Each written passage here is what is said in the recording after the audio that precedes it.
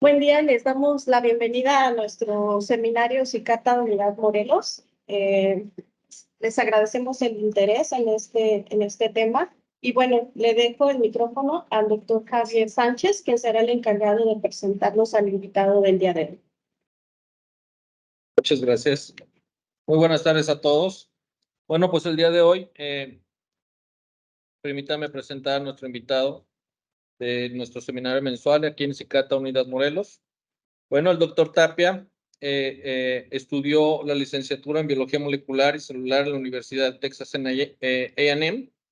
Posteriormente, el doctor Tapia realizó su doctorado en Microbiología e Inmunología en la Universidad de Texas Medical Branch, en Galveston, donde se enfocó en el desarrollo de vacunas contra patógenos bacterianos complejos en laboratorios de biocontención de nivel 3.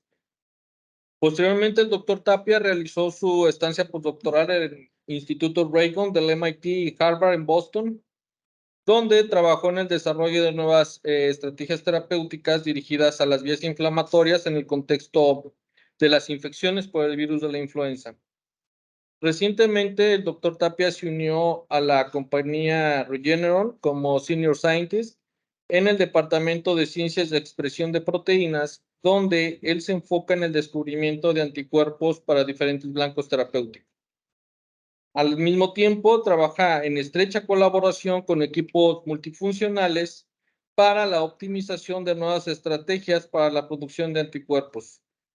Además, el doctor Tapia también trabaja con diferentes grupos de investigación dentro de esta compañía de Regeneron, donde implementan tecnologías terapéuticas adicionales.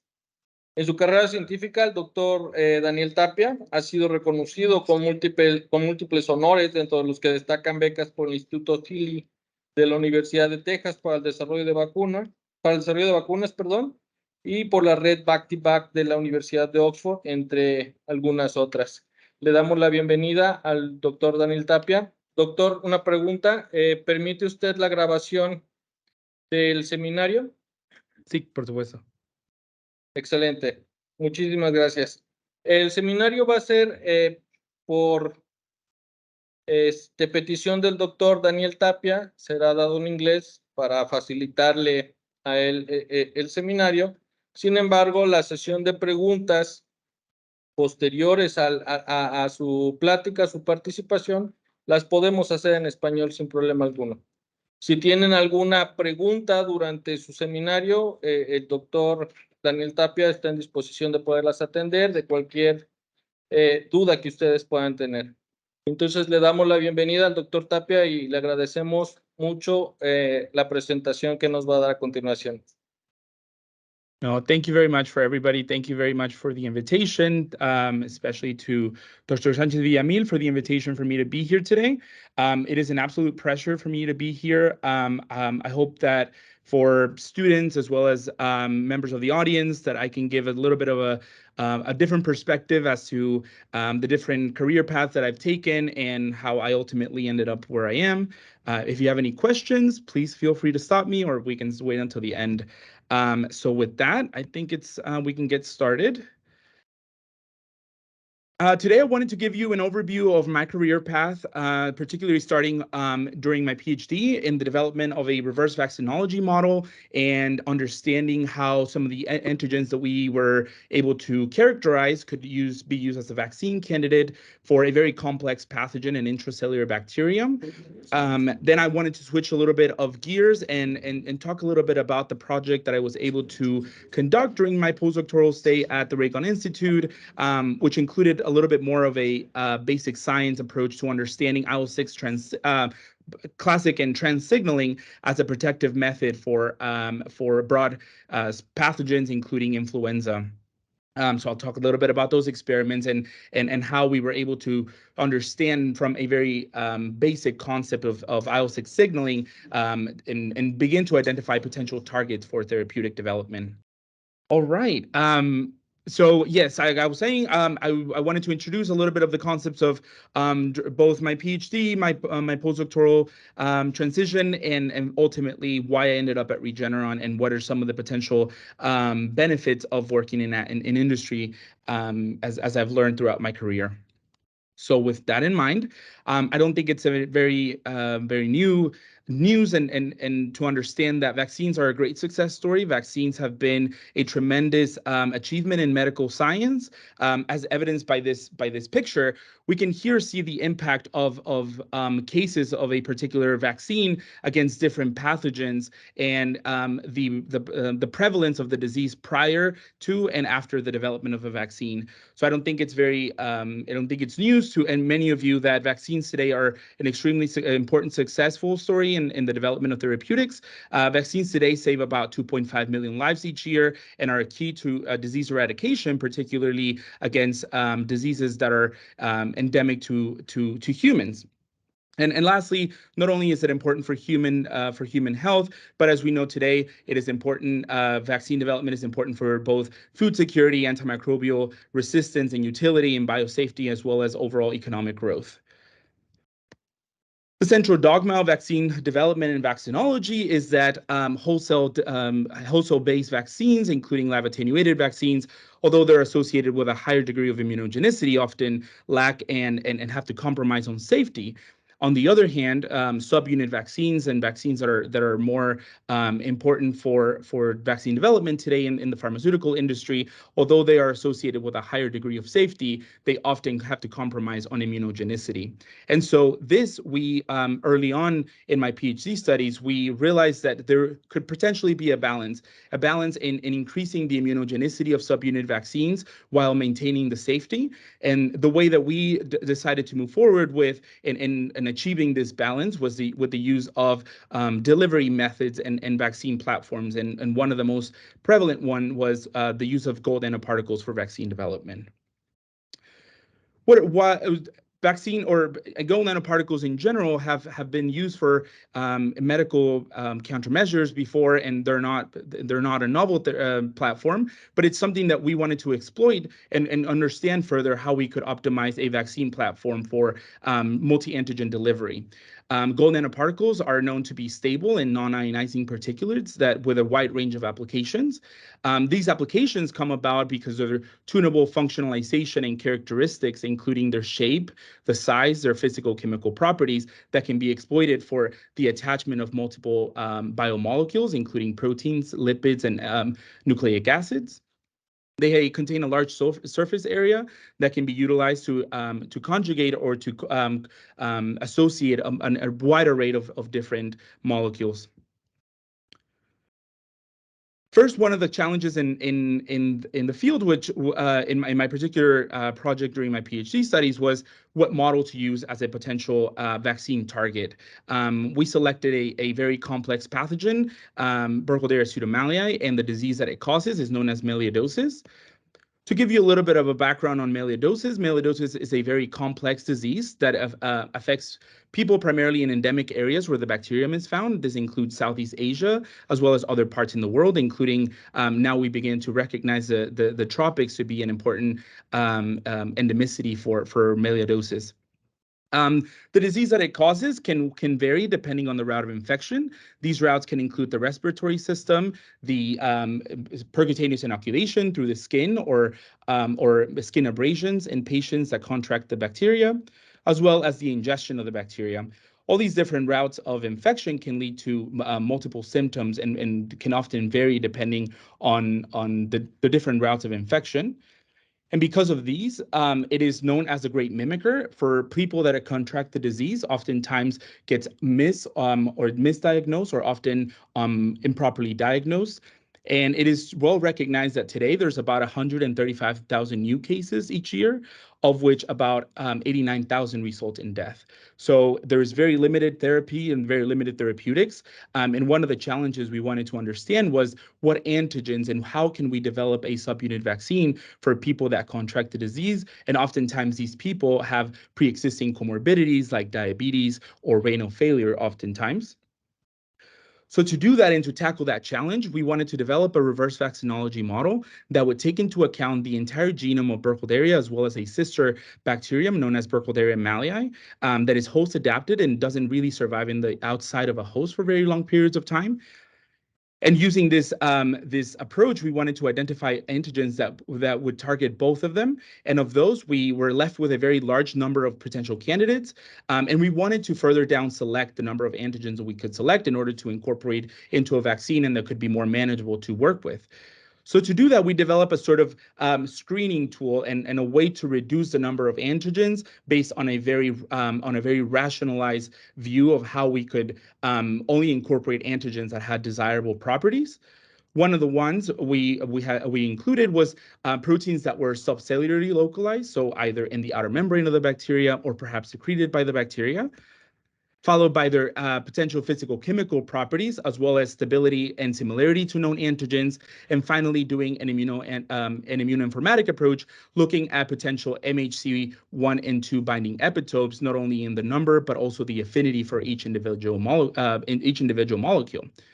All of these properties were taken into account, and using a ranking approach, we ranked each candidate that we further selected based on the number of MHC2 and MHC1 epitopes, and as well as a combined epitope, a combined score that would take into account both properties. The ones that we selected are highlighted here on the right, and we did a lot of experiments to try to understand why these antigens were perhaps going to be the best suited for incorporation into a subunit vaccines. But today I want to highlight two, and one of the most important experiments we were able to do during my PhD study, which was the covalently coupling of the protein antigen followed by the lipopolysaccharide of ~Burkholderia ~pseudomallei using a detoxified LPS extracted from ~Burkholderia thailandensis, which is a very similar bacterium to as ~Burkholderia ~pseudomallei. These antigens can be coupled covalently using carbodiamide synthesis, using primary amines out of amino acids that can be coupled onto a small linker molecule that readily attaches onto the surface of gold nanoparticles, followed by forming a thioester bond, which we can covalently couple the LPS motif onto the surface of the protein itself, creating what is known as a glycoconjugate motif. These can be displayed radiantly around the surface of a gold nanoparticle, which, as if you imagine, create this virus-like particle that displayed multiple antigens onto the surface of the same molecule and can be more readily recognized as a foreign antigen and something that can be more readily created antibodies against. This is just a summary picture showing the properties of the unconjugated nanoparticles, which show a size of about 15 nanometer, and the halo that forms around after covalently coupling both the protein as well as the lipopolysaccharide. We conducted an immunization and challenge study to understand the immunogenicity and the protective efficacy of these candidates. We selected two candidates that are outer membrane proteins on the surface of ~Burkholderia ~pseudomallei, known as OPCP and OPCP1, as well as a combination vaccine formulation that included both of these candidates. These candidates were delivered into C57 Black 6 mice in a prime and 2 boost vaccination strategy. And then following 3 weeks after vaccination, animals were challenged with a lethal dose of ~Burkholderia ~pseudomallei wild-type strain.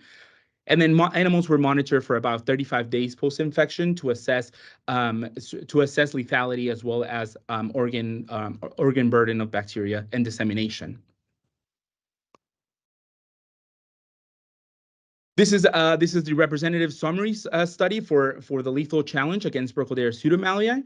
What we're able to see is that in animals that just received the adjuvant alone succumbed to infection by about days 5 post-infection, whereas animals that were vaccinated either with the single or with the double vaccine formulation included significant protection against lethality.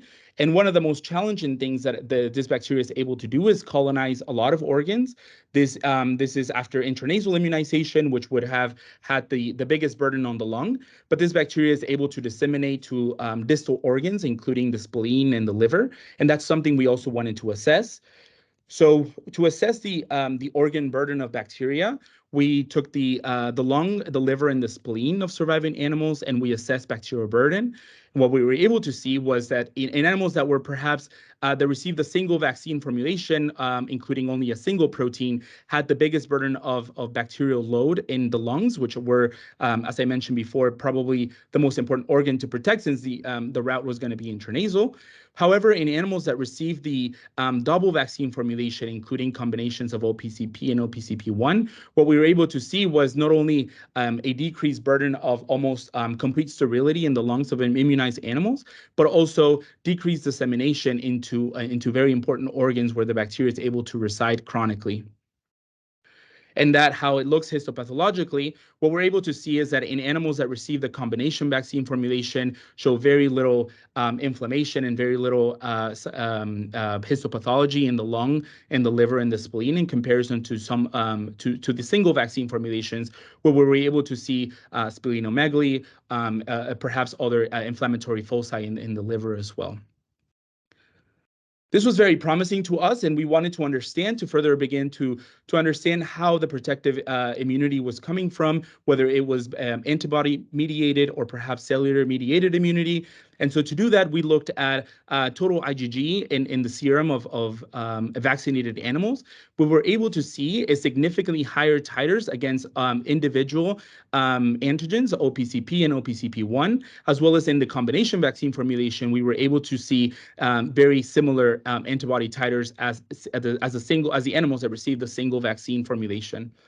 In addition to, what we were able to also identify was very high IgG levels that were LPS specific.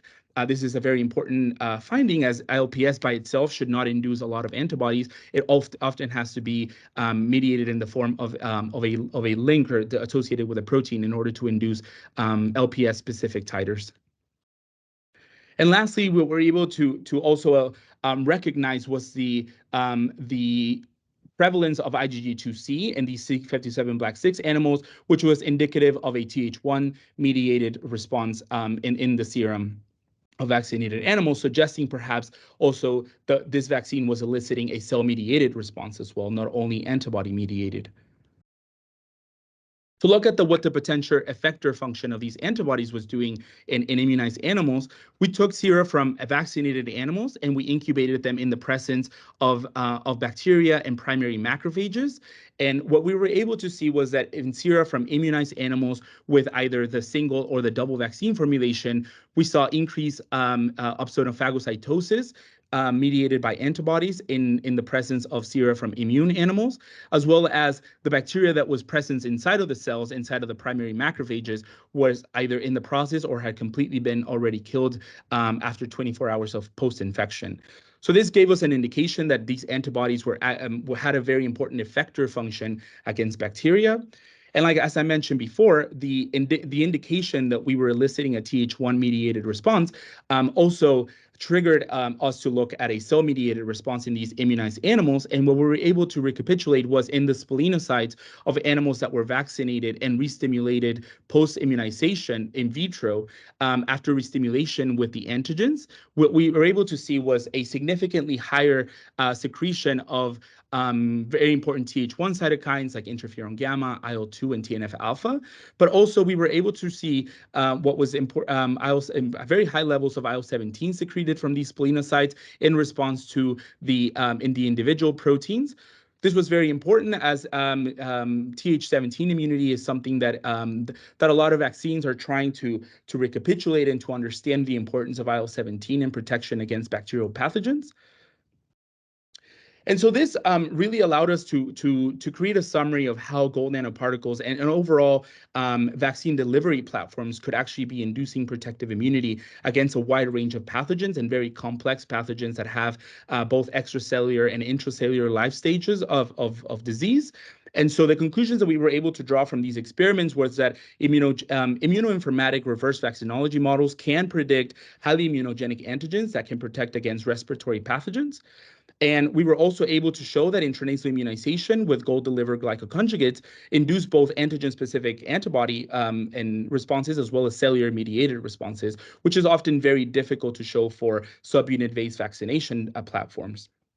And then lastly, that gold-delivered nanoglycoconjugates elicit protective effector immunity, both at the humorally mediated macrophage killing, as well as potentially some effector functions of Th17 mediated immunity as well. So after finishing my PhD, I wanted to focus on how can we broadly target immune challenges against a wide range of pathogens, not only focusing on bacterial pathogens, but also against viral pathogens. And so to do that, I decided to go on to do a postdoc, and my postdoc was at the Reagan Institute of Harvard and MIT, where I began to study the role of IL-6 as a pro-inflammatory cytokine in the importance of providing protection against a wide range of pathogens. What do we know about IL-6? IL-6 is a very important cytokine in mediating a lot of immunological networks. One of the most important roles of IL-6 is perhaps allowing B cells to produce and to create plasma cells and secrete antibodies. But this is just one of the examples that IL-6 promotes a lot of immunological signaling networks that are important for providing protection against a wide range of pathogens, including bacteria and viruses. How does IL-6 work? IL-6 is a very unique cytokine in that it has a membrane-anchored receptor on the surface of IL-6 receptor expressing cells, which is often limited to hepatocytes and other immune cell subtypes. IL-6, when it binds to its membrane-bound receptor, the IL-6 receptor and its co-receptor, GP130, induces what is known as classic signaling and downstream signaling that is mediated by a lot of JAK-STAT pathways, as well as the MAP kinase pathways that result in a lot of the functions that I talked about previously. However, IL-6 also can signal through the trans signaling mechanism, which is when the IL-6 receptor is actually secreted in plasma and it actually binds extracellularly onto plasma or blood levels of IL-6, and then it can be sequestered by soluble IL-6 receptor, and it can actually signal in any cell that expresses GP130, which is any kind of cell type in our body. So this creates a complex mechanism by which IL-6 can respond. Our body can respond to IL-6. As I mentioned before, IL-6 is only limited, or IL-6 receptor is only limited to hepatocytes and in certain immune cell subtypes. But any cells that expresses GP130 can respond to the soluble form of the receptor. This is very important, as you will see a little bit further on in my talk. A natural inhibitor, and not only is it a natural inhibitor to this complex, the soluble IL-6 receptor and IL-6 is soluble GP130. So not only is the IL-6 pathway have a soluble form of the receptor, but the co-receptor and the soluble form of the co-receptor can actually work as a natural inhibitor to this signaling method. However, IL-6 in dysregulated levels of IL-6 can cause a lot of pathology in cells that prolong or perhaps exacerbate the levels of IL-6 in response to different immune insults, such as shock or other immunological insults, such as a bacterial or a viral infection. Because of this, there's a lot of pharmaceuticals working on the development of a targeted modality to inhibit both the classic as well as the trans signaling methods of IL-6. And tocilizumab is actually an antibody that blocks the binding between IL-6 and IL-6 receptor, but that really inhibits both the classic as well as the trans signaling modalities. And one of the challenges that we had early on in my postdoc is how can we target one method but not the other? And so to do that, we first had to identify what the most important source of the soluble IL-6 receptor, and using conditional knockout mice, we were able to show that conventional dendritic cells are actually one of the most important sources for soluble IL-6 receptor in the bloodstream. This was using a ZBT46 expressing conventional dendritic cell line that is this transcription factor is often limited to just conventional dendritic cells. So this created and allowed us to identify a system in which we could interrogate what the importance of the soluble IL-6 receptor was in vivo. It is very important to define that the different components of the IL-6 signaling pathway are very well conserved and are very well defined. IL-6 in resting state, IL-6 levels are are less than a picomolar, oftentimes undetectable in serum of both animals as well as humans, and have a nanomolar binding affinity to soluble IL-6 receptor, which is found in the body in approximately 40 to 80 nanograms per milliliter. On the other hand, the soluble 𝗵𝗿 co-receptor and its natural inhibitor is actually found in molar excess in the bloodstream of resting human blood levels. However, when IL-6 binds to the IL-6 soluble IL-6 receptor in the bloodstream, this nanomolar affinity actually becomes picomolar affinity, almost suggesting that nature has evolved a method by which IL-6 has to be completely sequestered out of the bloodstream to prevent deleterious and pathogenic effects in the bloodstream. So it is predicted that in steady state, most free IL-6 has to be rapidly captured and neutralized to allow signaling to occur properly, but not to allow it to prolong and cause deleterious and pathogenic effects. So, using a lot of conditional knockout animals, we wanted to validate and test the IL-6 buffer activity, this buffer activity by which soluble IL-6 receptor can capture IL-6 and prevent its pathogenic effects. And what we're able to see is that in animals that were challenged with H1N1 influenza infection, what we're able to see is that that level of IL-6 does rise and eventually tapers off after 21 days post-infection. However, in animals where no soluble IL-6 receptor is present, these animals are knocked out of soluble IL-6 receptor, these levels spike up really high because the soluble IL-6 receptor is no longer able to capture the IL-6 and therefore causes pathogenesis and perhaps can lead to lethality.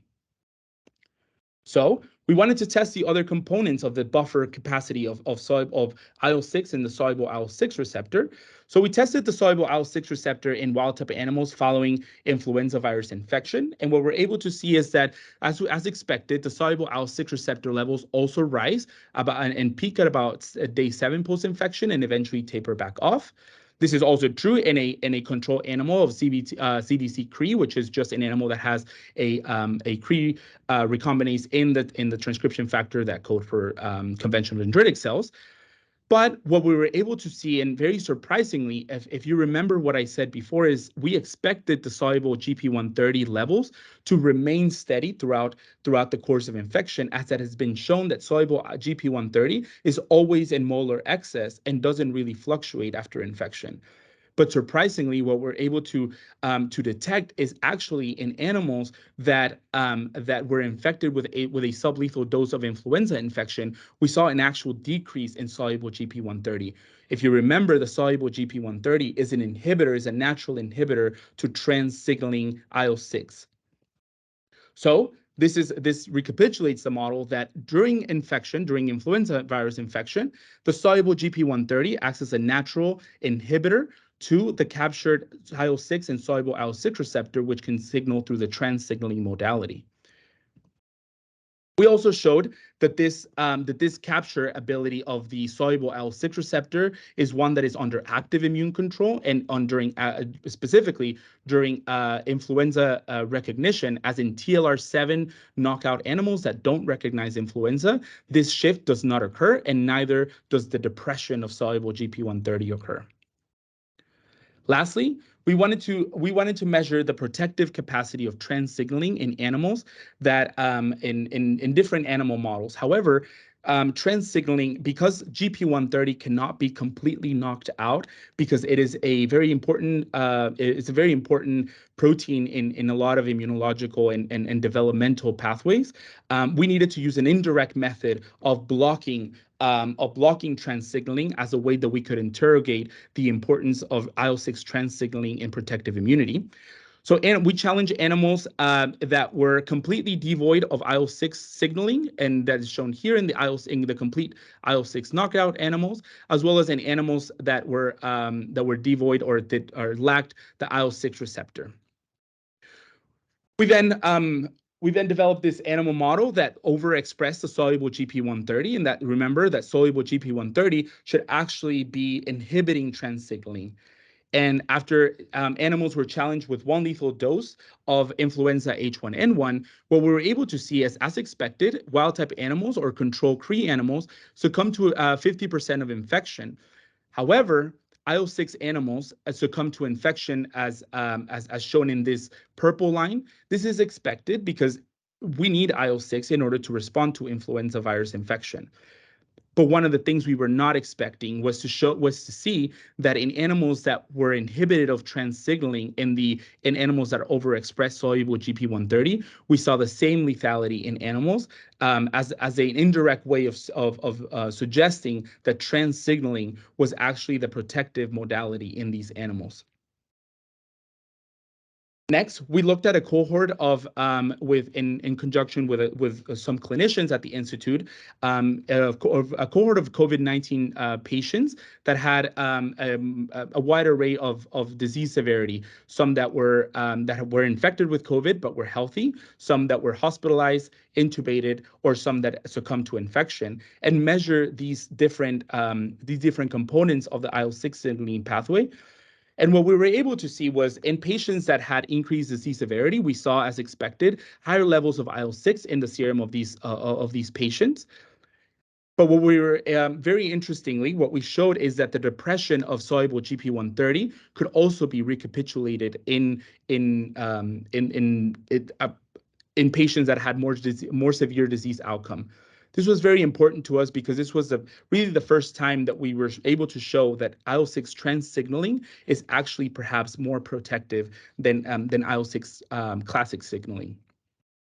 So one of the first questions that we had is how can we target and how can we develop therapeutics that target the trans signaling pathway versus the classic signaling pathway and vice versa? Well, if you remember from what I mentioned before, IL-6 classic signaling has a very interesting modality that signals through its membrane anchored receptor, and it actually looks like a collar of pearls. It has 6 different domains that attach to the membrane using a stalk region. This stalk region is limited to about 6 amino acids that really comprise the difference between the membrane-bound co-receptor, the GP130, versus the soluble form. So one of the things we wanted to interrogate and we wanted to develop is, can we develop antibodies that only target the stalk domain and not any other parts of the soluble GP130 membrane-bound co-receptor as a way to precisely target the classic versus the trans signaling pathway of IL-6. To do that, we developed a self-oligomerizing lumazine nanoparticle that displayed on the surface the D6 subunit of the anchored co-receptor, and exposing this stalk region in the outer outwardly the stalk region to develop antibodies that would potentially and very specifically target the stalk region of the D6 subunit of the GP130 co-receptor. These were delivered either individually, the D6, or the whole GP130 co-receptor using self-oligomerizing lumazine nanoparticles. And then we also developed B-cell probes that we could utilize to isolate B cells from immunized animals to allow us to interrogate what kind of antibodies could be potentially important for binding either the D6 stalk region or the whole GP130 domain. This is just showing a summary of the purification of these self-oligomerizing GP130 nanoparticles that display the GP130 radially in either the murine or the human form of the GP130. We next immunized animals to elicit antibodies against the GP130 domain, either the D6 or the whole GP130 co-receptor in both the murine as well as the human form. After 25 days, we isolated B cells from these immunized animals that recognize both the human as well as the mouse GP130 forms. And then we isolated cells that were specifically recognizing the DC stalk, as it would be more potentially, it would probably be more better for binding to the stalk region than in comparison to the whole D1 through 5 domains. And these B cells were isolated individually. They were single cell sorted, and they were their cDNA was isolated and sequenced for their B cell receptor, which is really the antibody eventually, and the heavy and the light chain were cloned and were utilized to create monoclonal antibodies that would target specifically the DC stalk domain. And these studies are currently ongoing at the Institute to test monoclonal antibody specificity for the stalk region of the soluble GP130 and the membrane-bound co-receptor GP130. So some of the conclusions that we were able to draw from these experiments was that in mice, systemic IL-6 concentration is regulated by a blood buffer system that actively shifts to enhance IL-6 trans signaling following sublethal infection by influenza virus, and that in mice, IL-6 trans signaling is required to survive a lethal infection by influenza virus. And lastly, we were able to show that in humans, this buffer shifting to enhance IL-6 trans signaling appears to be inversely correlated with COVID disease severity. So this was very important in helping me understand, not only from a very basic science approach, how we could identify different targets for all different kinds of diseases. And after completing my postdoctoral work, I wanted to transition onto to a company that would allow me to understand and to develop my skills as an independent investigator in understanding how not only we can identify different targets for different molecules, but also to begin my career as an independent investigator. So with that, I then, about a year ago, I accepted a position at Regeneron as a senior scientist, in which I was able to learn a lot from the very beginning. And one of the things I learned about was, why did I decide to come to Regeneron? This was for various reasons. One of the most important ones is that Regeneron is a leading biotechnology company that invests in all sorts of different life-threatening diseases and in various life-transforming medicines, not only antibodies, but now they're beginning to expand their portfolio in other technologies and in other therapeutics like T-cell mediated therapeutics, as well as gene editing therapeutics as well. Today, Regeneron is a leader in a lot of antibody-mediated therapeutics, including bispecific antibody therapeutics, as well as other platforms for antibody mediated protection, such as conjugating different drugs and different chemotherapies onto antibodies as well. Regeneron has a huge innovative culture in which they foster and they promote a lot of internal development and using science as a cornerstone and as a principle for a lot of the research that is conducted here at Regeneron. And Regeneron is also driven by discovery. Regeneron really puts a huge emphasis on developing things in-house and understanding how we can optimize our own systems and how we can innovate to create new ones. And because of that, it's resulted to today in about 35 different products that are currently in clinical development, 10 of which have been approved by the FDA and are currently in the market for all kinds of different diseases, which I'll introduce a little bit about. Regeneron is founded and it's still led by its founders, which are both scientists or both physician scientists, Dr. Leonard Schleifer and Dr. John Koppelus, which founded the company about 35 years ago. And today, well, initially it received about $1 million in funding, but today it's expanded its repertoire of therapeutics, of platforms, and ultimately its portfolio in which it's expanding to. There are currently 2 Nobel Prize winners that serve as board of directors, and that's really bringing back the message that Regeneron is a place where science is first, and every decision is one that is based firstly on scientific principles and not on commercial values. So in conventional wisdom, a lot of pharmaceuticals and a lot of biotech companies are still driven by commercial, commercial values are the ones that drive the business. But in Regeneron is a place where science really does drive business decisions, and scientific decisions and scientific findings are what lead to a lot of the breakthroughs that this company has had. Today, there is a long-term focus on innovation, and innovation focusing not only in diseases that afflict a lot of people, but we cannot forget about diseases that are less prevalent and perhaps more important oftentimes, as these there's very little hope and very little therapeutics that have been developed for very rare diseases and oftentimes genetic diseases. What does Regeneron mean today? today, Regeneron has 9, now 10 FDA-approved medicines.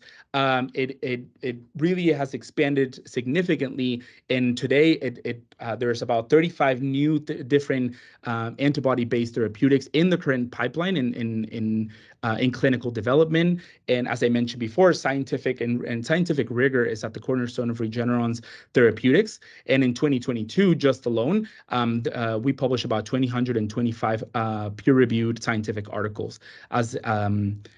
Not only that, from a personal standpoint, Regeneron values its employees and really values growth and in not only academic but professional growth. And today it ranks #1 in the scientific top employee survey. For the past, this is a survey conducted by Science Magazine, and it's rated #1 in the past 11 years. Regeneron hasn't been able to do this alone, and science today cannot be done alone. And since its beginning and since its inception, Regeneron has partnered with a lot of important pharmaceutical industries to develop and to partner in developing some of the most important therapeutics. That is still very much at the cornerstone of today. As we expand the platforms, the potential therapeutic modalities, and the different therapeutic focus areas, we also have expanded the collaboration with external sources, including Intellia, which is a company that has really pioneered the CRISPR-Cas9 gene editing technologies, and we are currently working towards also gene editing therapeutics today as well. So personally, what makes Regeneron special and why? And I think it comes back to the same message that I had again, which is that we have an internal technology development pipeline and platform that allows us to not only innovate in identifying potential targets and different target discovery and validation, but also in the actual manufacturing and in clinical development that allow this pipeline to continue and to thrive. Some of the technologies that Regeneron has really been a pioneer of include VelociGene, VelociImmune, and VelociImmune. But as I mentioned before, now we have expanded in the different technology platforms that we have developed. What is VelociGene? VelociGene is really what allowed Regeneron initially to begin to do a lot of the gene editing in animals. These include the precise knocking out of genes or insertion of genes, or including point mutations in several mouse embryonic cell lines that would allow for the creation of ultimately a fully humanized animal model in mice that coded for almost all the different genetic repertoire and diversity in the variable domains of antibodies. So this allowed for a fully humanized animal that would recognize an antigen as if it really were a human. Creating and allowing for the creation of antibodies that were in very high affinity, high specificity, and could ultimately be well produced and well stable for production and eventually human use. So this idea of targeting specific genes and specific alleles and even sometimes point mutations is really what allowed Regeneron initially to create a lot of the models and animal models that we use today to test a lot of the therapeutics and a lot of the commercial, not only antibodies now, but as I mentioned before, even T-cell receptors and T-cell mediated therapies that I think have a true promising in the medical field today. So today, Regeneron's pipeline of development starts with really target discovery and understanding from a very fundamental question. And everything is done here at Regeneron, understanding what are the most important targets in different disease types. And I will mention a little bit about what some of those different disease targets now are and what some of the groups that decide what the best target are. And then we go all the way in-house from target discovery to target validation to antibody discovery and production, and eventually leading to clinical studies. The different technologies that I mentioned before are at the cornerstone, at the center of how these antibodies are created and how they're identified and how they're discovered. Not only that, as the pandemic has shown, the pipeline of production at Regeneron was really tested during the pandemic, in which we were able to go from a fully isolated human antibody in about 3 to 6 months, from the beginning of the isolation of the virus to clinical trials. In about 3 to 6 months, they could actually immunize an animal, sequence their B cells, clone them into antibodies, and express them in test in a very short time frame, which really tested the idea that Regeneron's rapid response to global problems could actually be utilized for other pathogens. So today, there is an emergency use Ebola FDA-approved drug, as well as other emerging pathogens as well.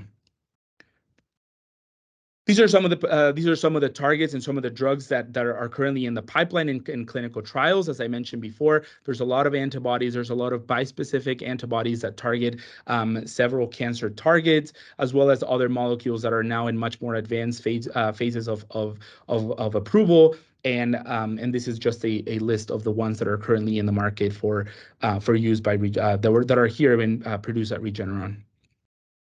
So how does it work? How do we go from initial target identification to developing an antibody? Well, it's very complex. It's not linear. It's definitely not one that is done alone. There's a lot of groups focusing on target discovery and understanding disease biology here at Regeneron, something that definitely does take a lot of external collaborations and a lot of external help. And at every stage of discovery, there's always crosstalk between these different departments in target discovery and in disease and understanding disease biology, and finally in developing the different therapeutics that will eventually feed onto the preclinical side and even into the clinical side. So it's a very broad and it's a very interconnected network of communication that allow for efficient and strategic development of biologically inspired therapeutics, I would say at this point. As I mentioned before, there's a lot of external collaborations that are here at Regeneron, and that include a lot of biotechnology companies that are focusing on a wide range of applications, including cell therapies for genetic editing as well.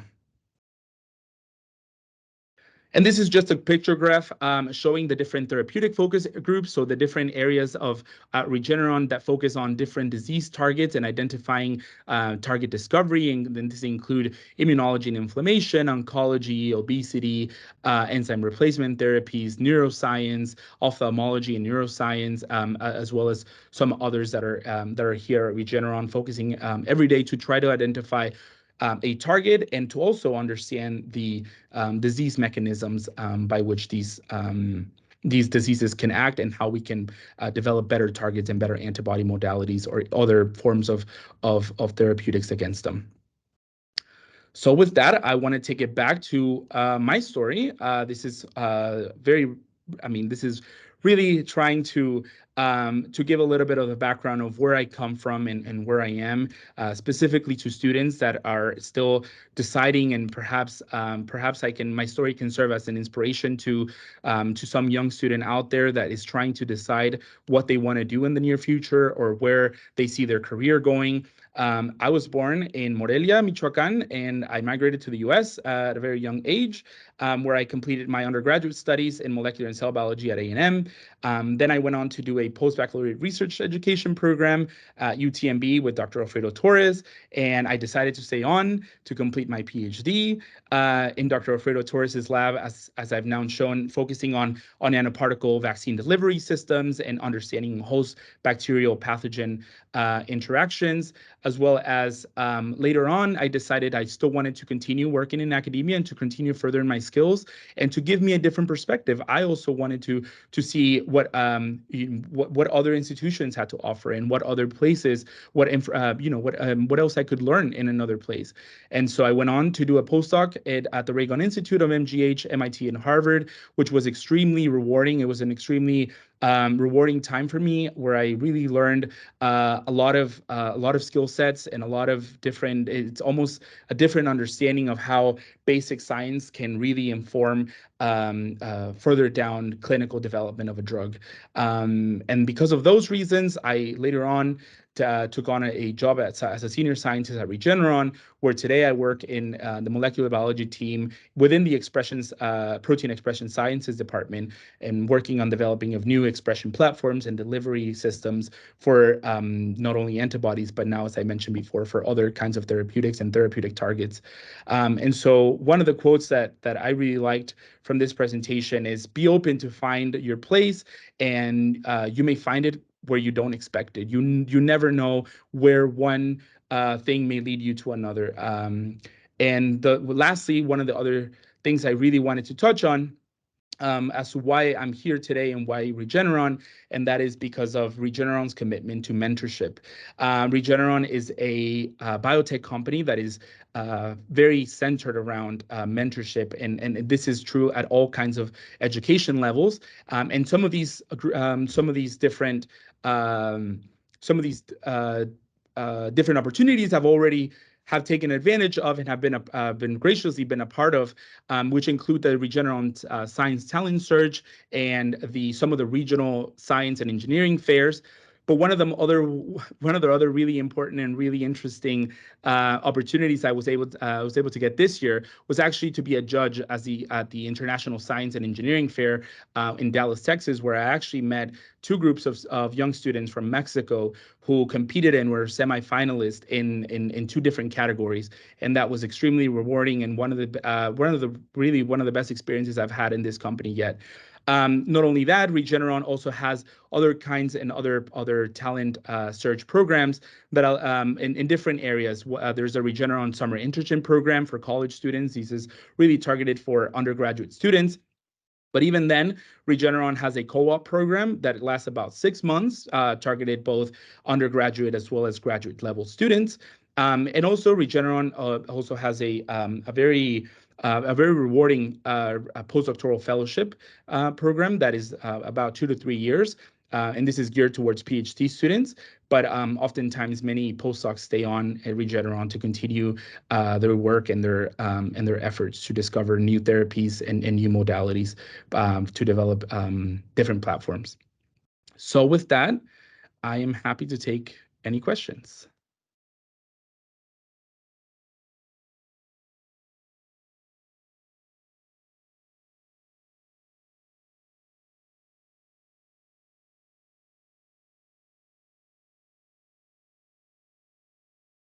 Muchas gracias, doctor Tapia. Claro. Muy interesante presentación, muy amplia. ¿Alguien en línea que tenga preguntas para el doctor Daniel, por favor? Lo que sea, sí, la pregunta que tengan.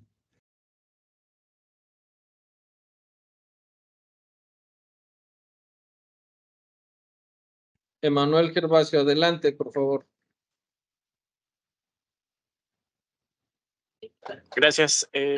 Doctor Daniel, muchas gracias por su plática. Fue muy enriquecedora.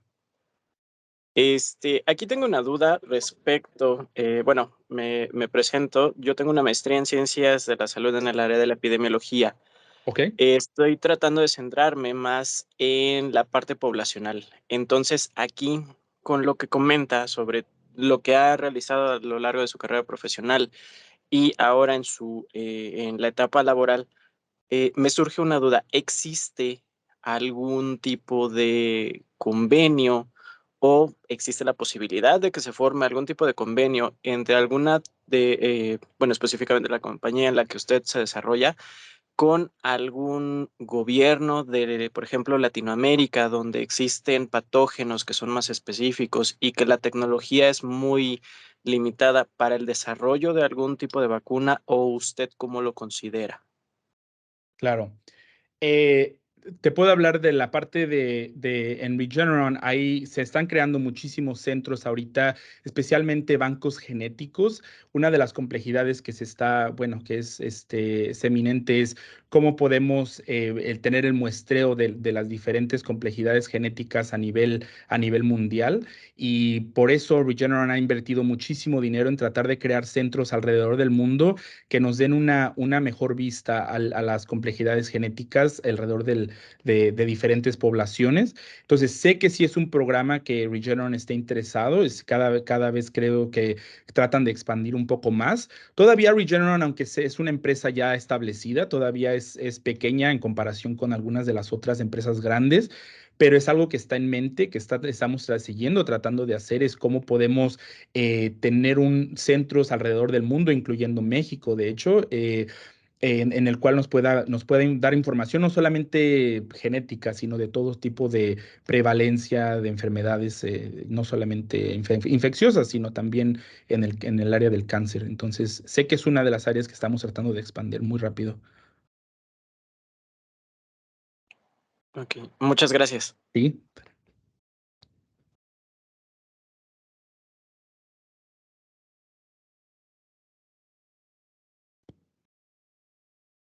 ¿Alguien más que tenga alguna otra pregunta para el doctor Tapia?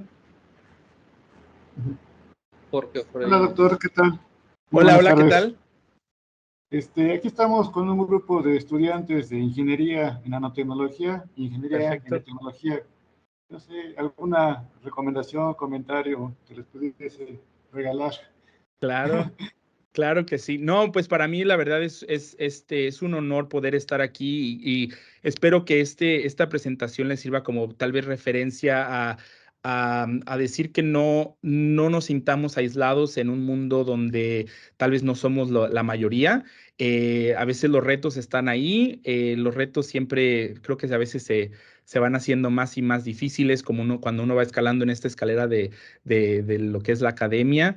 Pero mi consejo para ustedes sería, sigan trabajando, sigan echándole ganas. Si algún día tienen alguna duda, pueden tener mi contacto. Creo que a veces lo más difícil es no poder tener una cara a la cual podamos ir y decir, creo que él ya lo hizo, ¿cómo le podré yo hacer aquí? Eso, al menos yo siempre me lo he encontrado a diferentes puntos de mi carrera. Pero si de algo les puedo servir, pues aquí estamos. Es por eso que he tratado yo ser parte de mucho de competencias internacionales para estudiantes de diferentes partes del mundo, porque siempre estoy buscando dónde estamos, dónde está nuestra representación, y espero que eso pueda cambiar también muy pronto. Estamos trabajando muy duro para que eso pueda cambiar y nos podamos ver bien representados, porque sé que existen porque los estoy viendo ahorita. Muchas gracias, doctor. Claro.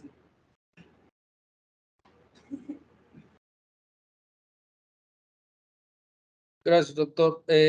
Jorge Efraín, levanta la mano. Por favor, adelante.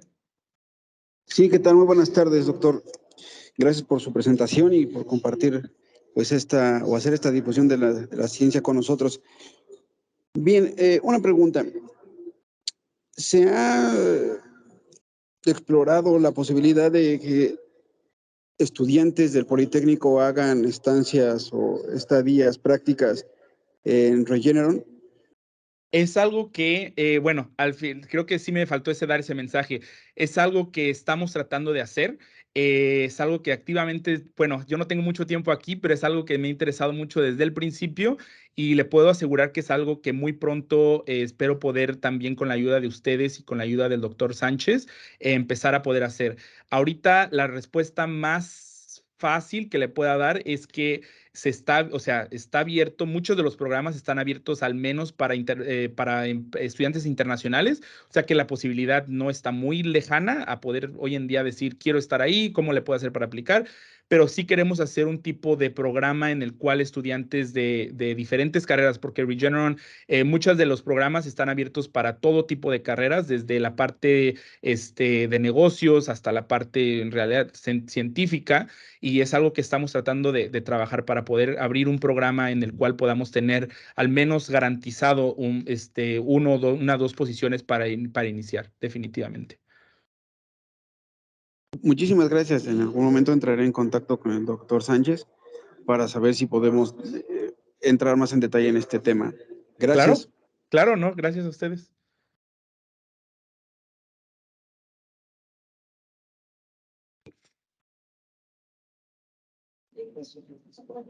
Abraham, adelante, Abraham. ¿Qué tal, doctor Daniel? Muchas gracias por la plática. Y bueno, yo estoy a la mitad de mi carrera. Soy ingeniero bioquímico en la escuela y estoy trabajando precisamente en temas relacionados a lo que usted nos platicó, pero tengo dudas porque, o sea, quisiera más bien pedirle un consejo sobre cómo decidirme. Yo analizo la parte de fagoterapia, pero también me llama mucho la atención la vacunología reversa en contra de patógenos, más bien bacterianos, no tanto virus, pero me interesaría saber cómo podría tomar una decisión con respecto a las perspectivas del hoy. O sea, ¿dónde está este punto según su experiencia?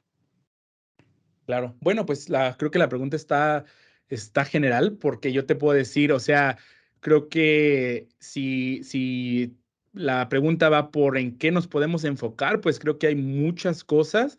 Tiene que ver mucho también con tu propio interés, pero también con el apoyo que puedas obtener. Por ejemplo, algunos de los retos más grandes ahorita en las enfermedades infecciosas, pues están, como le decimos, ¿no? Los grandes cuatro, y VIH, influenza, enfermedades resistentes bacterias resistentes a antimicrobios. Te puedo decir que lo sigas siempre haciendo desde tu pasión, desde lo que te apasione. Al principio, en mi caso, creo que utilizando la vacunología reversa, pues es una tecnología muy útil para patógenos muy complejos, de los cuales, pues, cómo empezar a identificar antígenos de una bacteria que tiene miles de antígenos en su superficie. Entonces, eso casi siempre lo veo desde el punto de vista de utilizar la herramienta para tratar de mitigar el problema. Si el problema es que la bacteria es muy compleja, pues cómo podemos utilizar la información que tenemos para tratar de identificar antígenos, ¿no? Entonces, yo te diría, si lo que te apasiona es las enfermedades infecciosas, síguele, que no vas a quedarte sin trabajo, te lo apuesto. La razón por la cual yo me fui a los virus, pues es porque la necesidad que yo empecé en el instituto durante la pandemia. Entonces, pues hoy en día los virus son una fuente muy, muy amplia de recursos en el área de la ciencia. Entonces, yo me quería empezar a meter un poco a entender el desarrollo de terapéuticos en contra de los virus.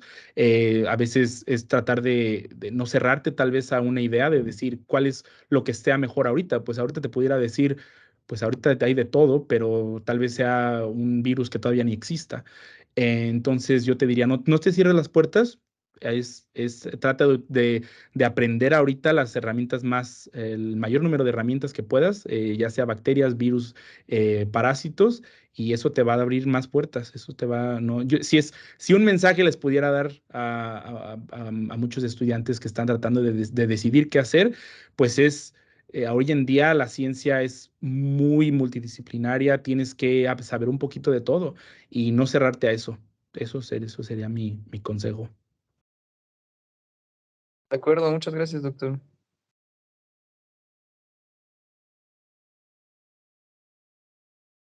¿Alguien tiene más preguntas? ¿O de aquí? ¿Alguien tiene alguna pregunta? Adelante, Rosa.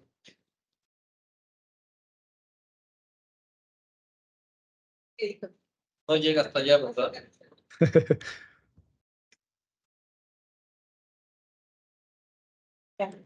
Y es que luego me dicen que hablo muy quedito. Una pregunta con respecto a la primera fase de las nanopartículas que utilizabas acopladas para esto de los antígenos y las vacunas. Sí. Usabas partículas de oro. Probablemente esta pregunta ya te la han hecho antes.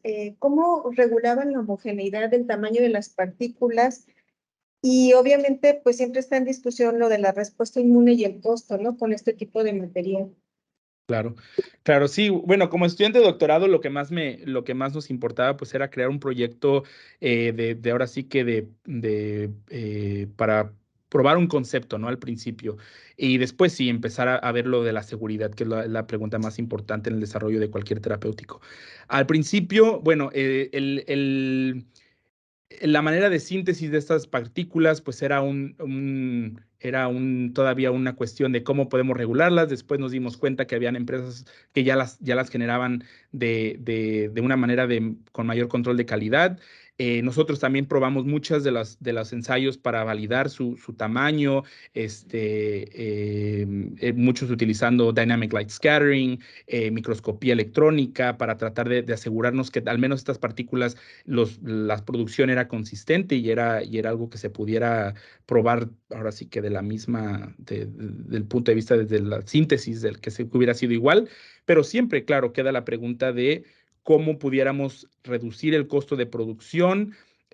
Pues hoy en día, en realidad, no te puedo asegurar muy bien el costo de las partículas de oro, pero es un costo muy, muy pequeño a como pudiéramos creer.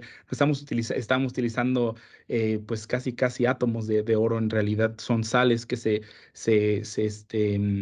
pueden crear un núcleo de oro, pero en realidad pues son átomos. Sé que se utiliza mucho para diagnósticos. Muchos diagnósticos están basados en partículas de oro, pero al principio no era mucho de mi interés asegurarme mucho del costo de creación, pero hoy en día si las pudiera seguir, pues yo creo que sí me preocuparía un poquito. Sí, no, y más ya que estás en la parte de industria, ¿no? Sí.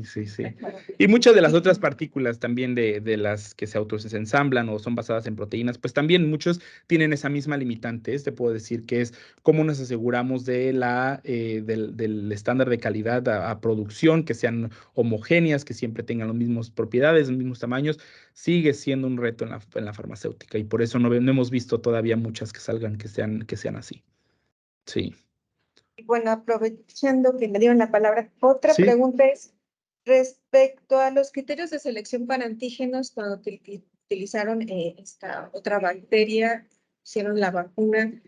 Puede ser que busquen especificidad, pero también que sirva para otras, ¿no? Que tengan Claro. un antígeno similar. ¿Y esa parte no la exploraron?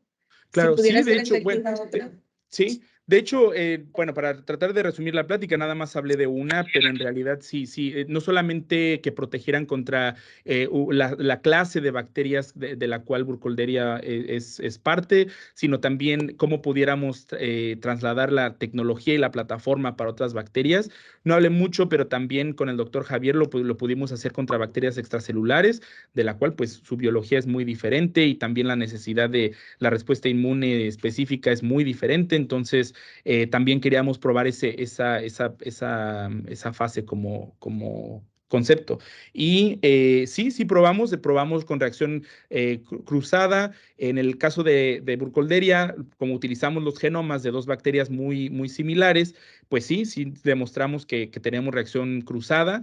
Y también nos dimos cuenta que muchas de estas proteínas pues son muy conservadas también. No lo hicimos con alguna otra clase de bacterias intracelulares, pero al menos en el proyecto de E. coli pudimos mostrar también protección cruzada contra otros patotipos que a veces también parte de la complejidad de la biología de las E. colis. Sí lo probamos. Y una última pregunta, bueno, ahora sí que es ignorancia, pero vía que mencionas de la interleucina 6 y el receptor, en esta parte de la vía trans, ¿saben cuáles son los mecanismos que hacen que se secrete? Porque hablabas que estaba presente en otro tipo de células. ¿Y qué estímulos hacen que es muy interesante? Sí, es muy interesante. Es un complejo, es un proyecto muy complejo, la verdad, porque sí, claro, no solamente algo, y bueno, me hubiera también gustado hablar en español para que quedaran a veces bien los conceptos, porque sí es súper interesante ver cómo se regula la secreción de el receptor y el correceptor y cuáles son algunas de las proteasas que lo hacen. Muchas de ellas están estrechamente involucradas en el desarrollo de embrios, entonces por eso no las pudimos interrogar directamente, pero sí se pueden bloquear inespecíficamente y empezar a ver cuáles son las proteasas que secretan esto. Sí, las proteínas ADAM10 y ADAM17 regulan mucho la secreción del receptor del IL-6 soluble, lo cual pues lo hace también un buen blanco terapéutico. Pero el correceptor GP130, no, una de las grandes preguntas es qué células la producen y cuál sería el cortador del correceptor GP130. Entonces, son preguntas todavía muy básicas que todavía no se sabe, pero sí existen moléculas muy específicas que cortan y también tenemos evidencia que hay algunas que cortan la parte o sea, desde de los niveles basales del receptor soluble hasta los niveles, como le decimos, inducibles, que es después de un insulto inmunogénico. Sí. Bueno, y finalmente, pues, unas felicitaciones enormes. Está muy bonito el trabajo y la línea y pues todo el éxito. Esperemos que podamos colaborar después. Gracias, claro que sí, gracias. ¿Alguien más? Doctor Edgar. Gracias. Gracias, doctor Daniel. Muy completa tu trayectoria hasta el momento. Mi pregunta es sobre las nanopartículas, sobre si evaluaron la respuesta inmune mucosal, por ejemplo, IgA, en pulmón o en nariz. Veo que evaluaron IgG, pero esa la evaluaron en suero, ¿verdad? Sí. Sí, de hecho sí, lo quité por tiempo, pero sí evaluamos la respuesta en las mucosas. Evaluamos no solamente en el contexto de la primera vacuna que les presenté, que es la modalidad de intranasal. Medimos anticuerpos IgA en lavados de pulmones y sí detectamos niveles altos, lo cual también a veces es difícil, son anticuerpos difíciles de inducir en las mucosas, en las barreras de los pulmones, pero también interesantemente en el modelo de E. coli, que es un patógeno extracelular, también medimos la secreción de IgA en el lumen del intestino y también logramos detectar niveles altos de IgA específicos contra nuestros antígenos, ya sea en una vacuna que se fue nada más iba acarreando una sola proteína, pero en la que iba acarreando dos o en la combinación de dos, lo pudimos notar a niveles equivalentes contra los dos antígenos también. Entonces, para eso también era muy importante para nosotros poder ver. Entonces, ¿sí hay respuesta de mucosal en esta vacuna? Sí la hay, sí. Muy bien. Y, por ejemplo, en estos glicoconjugados con LPS, ¿verificaron bien la homogeneidad de los glicanos que estaban adheridos a la proteína? A ver, siguiente. La pregunta, o sea, el LPS es extraído directamente de una bacteria muy genéticamente con una alta identidad a Burkholderia pseudomales, se llama Burkholderia thailandensis, que se puede manipular más fácil en un laboratorio de no alto nivel de bioseguridad. Su LPS, pues su estructura se conoce muy bien, el LPS de esta bacteria. Los ensayos que hacíamos para verificar su pureza y su identidad, pues sí lo hicimos muchas veces asesorándonos con anticuerpos específicos contra el OPS, contra el lípido A y también corriendo diferentes estándares de calidad. ¿Eso responde a su pregunta? Sí, es esa la pregunta. Sí, perfecto, sí. Vale, gracias. Sí, claro. Adelante. Doctora Lorena. Hola, mucho gusto. Hola. Muchas felicidades por todo su amplio trabajo. Gracias, muchas gracias. Sí, muchas felicidades. Bueno, mi duda es sobre todo, como ya nos explicó, esto de la vacunología reversa que nos ayuda, tiene una amplia que nos ayuda a disminuir sobre todo el tiempo de investigación para que pueda salir una vacuna. Mi pregunta va por referente a los softwares que usted utiliza para estas evaluaciones bioinformáticas, bioinmunológicas inmunológicas para predecir los epítopes que son candidatos para estas vacunas o cualquier anticuerpo que pudiera ser candidato y tener la mejor respuesta. ¿Usted cuál recomienda? ¿Cuáles se utilizan? Bueno, todos son de dominio público, se pueden utilizar en una interfase de computadora. Muchos están desarrollados en universidades o de entidades públicas como el NIH. Aquí lo que yo siempre he tratado del mensaje que les doy es, en realidad, no es tanto el software, sino la racionalización de por qué se utilizan o por qué se incluyen o se excluyen ciertas pues criterios. por ejemplo, el desarrollo, yo diría, si lo que nos interesa es una bacteria que tenga una proteína tal vez localizada en el citoplasma, que sea importante para el desarrollo de una vacuna, pues tal vez el software sería un poco diferente. Los básicos, pues están Vaccine, están NetCTL1 o MHCI2, que o sea, en realidad ellos pues están entrenados para identificar, predecir epítopos, afinidad por algunos alelos del MHC1 y 2. Entonces, hay muchos que yo pudiera dar ahora sí que como punto de partida, pero creo que la complejidad viene desde el desarrollo de la razón por la cual incluir o excluir algunos epítopos o qué genomas nos gustaría escoger, porque de nada nos va a servir si le inyectamos a un software de inmunoinformática un genoma que tal vez no sea ni relevante de manera clínica, ¿no? Entonces, yo diría mejor enfocarse casi siempre en el desarrollo de la racionalización de qué debemos de incluir, excluir, antes de ver qué tipos de software. Pero sí, o sea, y todos están públicos y todos están en pues muchas de las publicaciones que tenemos, por si tienen alguna duda de eso, sí.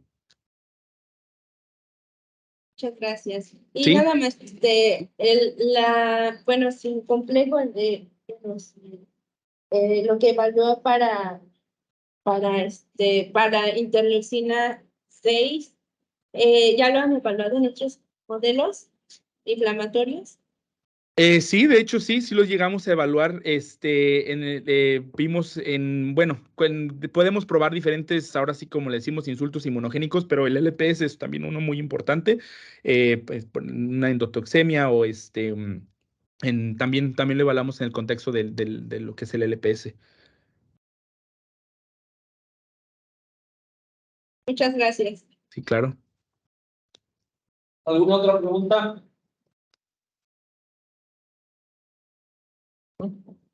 Pues bueno, yo nada más una pregunta y es por pura duda, porque ya conozco yo tus líneas de investigación. Oye, me atrae mucho la atención el sistema que tienes de nanopartículas de lumacina. Sí. O lumacin. Sí. ¿Cómo las funcionalizaron? ¿Cuáles son las características, el tamaño? Sí. ¿Cómo podemos caracterizarlas? Sé que no están todavía muy bien definidas, ¿no? Y caracterizadas como las de ferritina o algunas otras inorgánicas. Entonces suena como una propuesta muy novedosa y sobre todo por la manera en que las funcionalizaste invirtiendo el tallo del ¿cómo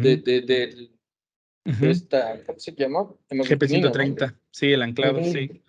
Sí, bueno, pues sí, son partículas todavía no tan caracterizadas como algunas de las otras que se auto-oligomerizan.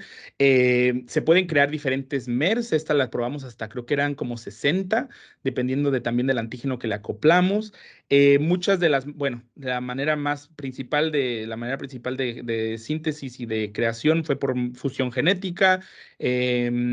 La manera de purificación y la manera de caracterización pues incluye mucho el 𝗵𝗄LC, la producción en células HEC293, y el 𝗵𝗄LC es como el estándar de caracterización para estas partículas que pues sí, pueden llegar a ser muy, muy, muy grandes. Sí. Sí, nada más 60 MERS es enorme, ¿no? Sí. Lo cual pudiera ayudar muchísimo a integrar más antígenos, hacer una respuesta tal vez hasta más robusta, ¿no? Con respecto a otro tipo de partículas. Sí, se puede jugar mucho, se puede jugar mucho con estas partículas, son al momento del autoensamblaje, si están en diferentes cantidades, 3 antígenos, pues se van a autoensamblar de esa manera. Una de las preguntas que también ya habíamos aludido con una de las preguntas que me hicieron anteriormente es cómo se caracterizan. Pues sí es un gran reto, o sea, sí es un gran reto caracterizar específicamente si le acoplas diferentes antígenos, pero existen maneras que podemos empezar a entender al menos de la composición exacta de estas partículas, pero de manera rápida, 𝗵𝗄LC es el estándar para probar su pureza. ¿Han llegado a fases clínicas con estas nanopartículas? Lumacin no me suena. Lumacin no. Ferritina sí. Ferritina sí, muchas. Sí, ferritina sí. Sí, ya hay muchos estudios clínicos ahorita. Ok, sería padre explorar esa parte de Sí, estos nuevos sistemas, ¿no? sí, Esta es de una bacteria también, ¿no? me parece que sí. Me parece que sí Si también no es. mal recuerdo es de Bruselas, algo así. Sí, creo que sí. Sí, no Bruselas recuerdo la abortos, verdad. creo, ¿no? Sí, creo que sí. Muy bien. Pues te agradecemos mucho, doctor Tapia, por la presentación que nos acabas de dar. La verdad es muy amplio desde la perspectiva, desde tu doctorado hasta cómo te has integrado ahorita en uno de las industrias más, vamos a decirlo así, influyentes, ¿verdad? En la creación de anticuerpos hoy en día. Y pues bueno, te agradecemos mucho No. y esperamos tenerte pronto por acá de visita a nuestro instituto. Claro, gracias. Gracias, el día doctor. Gracias, gracias.